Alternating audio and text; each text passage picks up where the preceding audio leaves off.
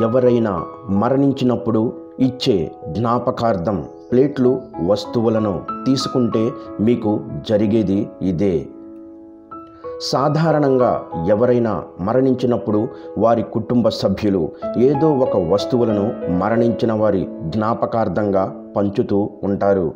చాలామంది steel plates, steel బాక్సులు లేదా స్టీల్ గ్లాసులు ఇస్తూ ఉంటారు.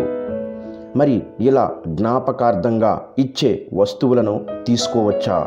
తీసుకుంటే ఏమైనా అనర్థాలు జరుగుతాయా? లేదంటే అదృష్టం జరుగుతుందా?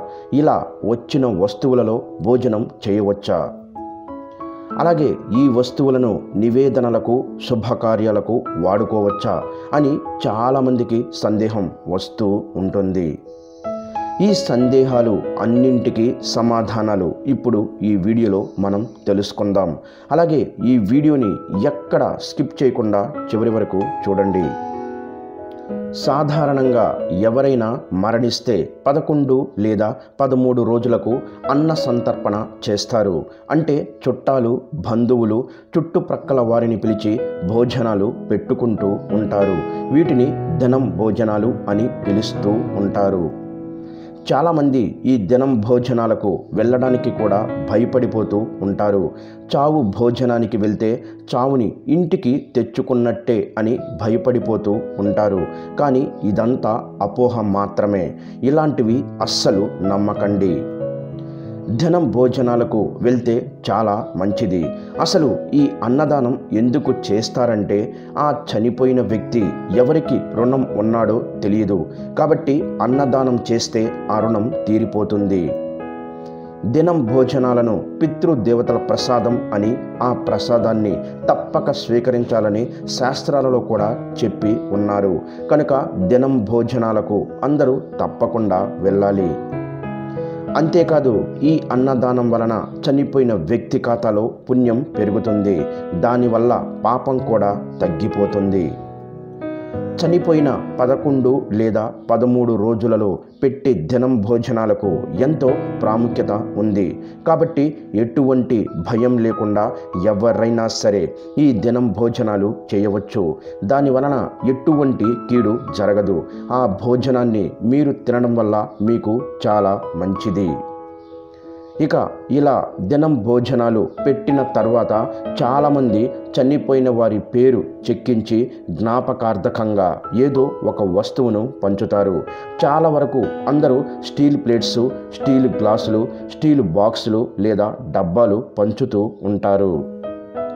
వాటిపై చనిపోయిన వారి పేరు మరియు చనిపోయిన తేదీ కూడా రాసి వాటిని జ్ఞాపకార్థకంగా అందరికీ పంచుతూ ఉంటారు. వీటిని బహుమతి అని భావించకూడదు. బహుమతిగా తెచ్చుకోవడానికి అది శుభకార్యం కాదు. కాబట్టి ఇలా పంచే వాటిని దానంగా స్వీకరించాలి.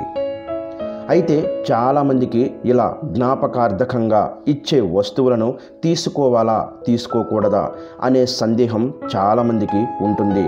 కొంతమంది ఇలా జ్ఞాపకార్థంగా ఇచ్చిన వస్తువులను తీసుకుంటే చెడు జరుగుతుందని భయపడిపోతూ ఉంటారు.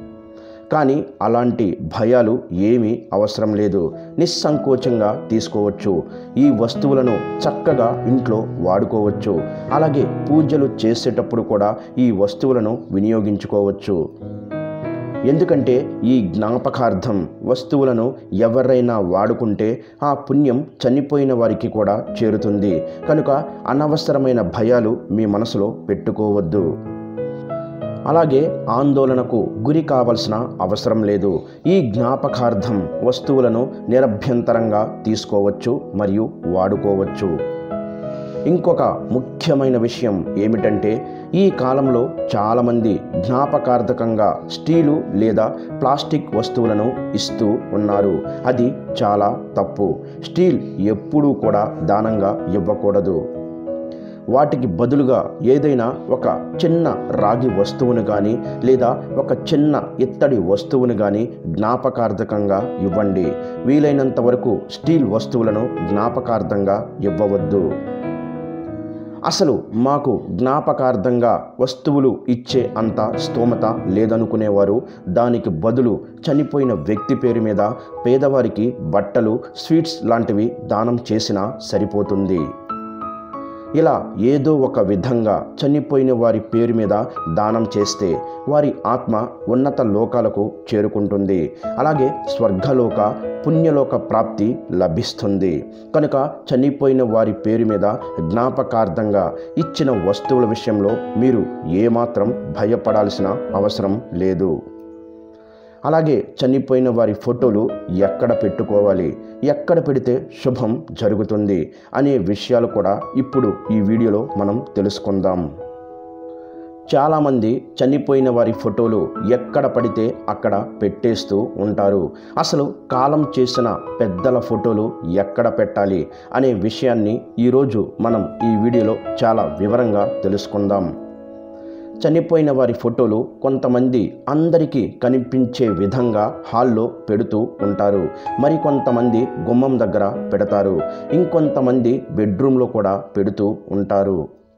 నిజానికి చనిపోయిన వారు దేవునితో సమానం. దేవునితో సమానం అని చెప్పి కొంతమంది పెద్దల ఫోటోలు తీసుకొని వెళ్ళి దేవుడి మందిరంలో పెడతారు. మరి కొంతమంది దేవుడి ఫోటోలు అయినా లేదా చనిపోయిన పెద్దల ఫోటోలైనా ఎక్కడ పడితే అక్కడ పెట్టేస్తూ ఉంటారు. వాస్తు ప్రకారం అది చాలా తప్పు. అస్సలు అలా చెయ్యకూడదు. దేవుడి ఫోటోలు అయినా లేదా చనిపోయిన పెద్దల ఫోటోలు అయినా ఇంట్లో ఎక్కడ పెట్టాలో అక్కడ పెడితేనే వాస్తు దోషాలు రాకుండా ఉంటాయి. అదేవిధంగా వారి యొక్క అనుగ్రహాన్ని పొందగలుగుతారు. కాలం చెల్లించిన పెద్దల ఫోటోలను ఎక్కడ పడితే అక్కడ అస్సలు పెట్టకూడదు. అలా చేస్తే వారు ఆగ్రహానికి గురి అవుతారు. తద్వారా ఇంట్లో శుభకార్యాలు ఆగిపోతాయి. అలాగే మీరు చేస్తున్న పనుల్లో ఆటంకాలు ఏర్పడతాయి. మరి పెద్దల ఫోటోలు ఎక్కడ పెట్టాలి, ఎక్కడ పెడితే మనకు అంత శుభం జరుగుతుంది?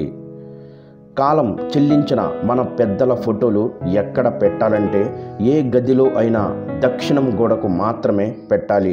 అలా అని పూజ గదిలో మాత్రం అస్సలు పెట్టకూడదు. దక్షిణం వైపు గోడకు మాత్రమే పెట్టాలి. ఎందుకంటే దక్షిణం యమస్థానం కాబట్టి.